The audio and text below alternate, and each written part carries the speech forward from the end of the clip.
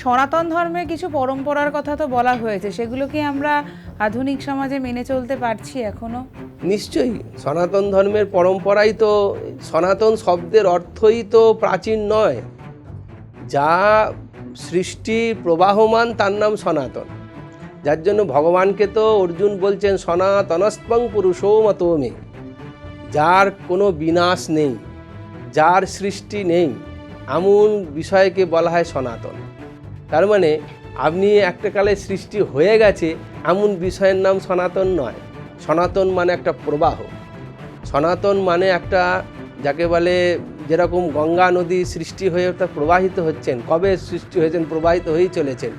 কখনো এপাড় ভেঙেছে, কখনো ওপাড় ভেঙেছে, কখনো বালি মধ্যিখানে হয়েছে, কখনো আবার খুব চড়া পড়ে গেছে, নদী হয়তো আবার দুভাগে ভাগ হয়ে গেছে, অনেক ঘটনা ঘটেছে। কিন্তু গঙ্গা বলে যাকে আমরা জানি সেটা তো একদম মোহনা পর্যন্ত গঙ্গা বলেই যাচ্ছি।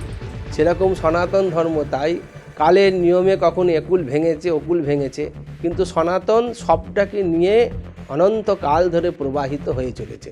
আগামী প্রজন্মে যা কিছু আসবে সবই সনাতনেরই জিনিস আসবে। সনাতন মানে কোনো প্রাচীন কোনো জিনিসকে ধরে আঁকড়ে বসে থাকার নাম সনাতন নয়।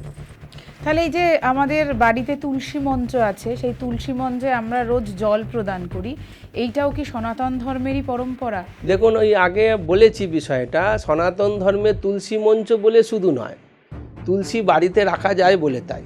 কিন্তু আমাদের এই যে গাছকে পুজো করা, গাছকে পুজো করা মানে তাকে ধন্যবাদ জানানো, যে তোমার দ্বারা আমার কত কিছু রোগ নিরাময় হচ্ছে, তোমার দ্বারা আমি বেঁচে আছি, তুমি অক্সিজেনকে প্রবাহকে বৃদ্ধিপ্রাপ্ত করছো, এই কারণে আমি তোমাকে থ্যাংক ইউ জানাচ্ছি।